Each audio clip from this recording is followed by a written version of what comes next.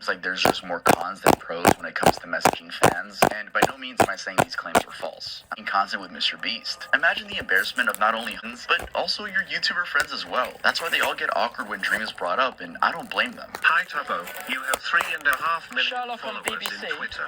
Do you think you could approach the Dream allegations topic at some point? Okay, I'm gonna talk about this because this is serious.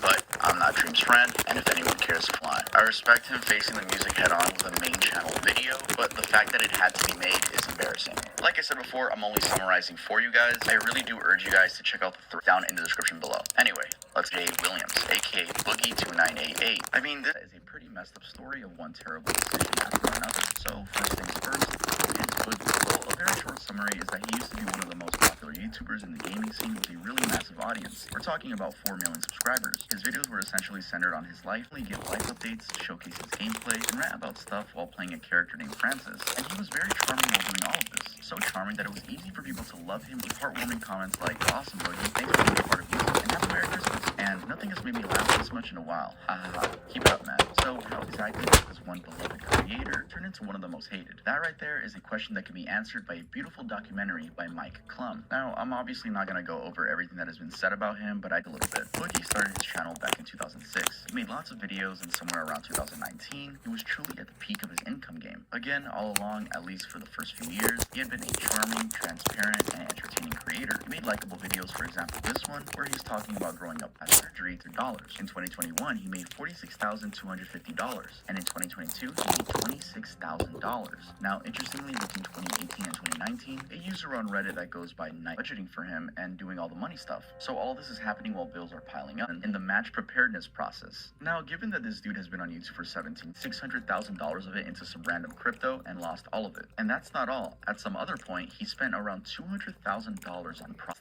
his entire story is pretty depressing. One part that is just rock bottom.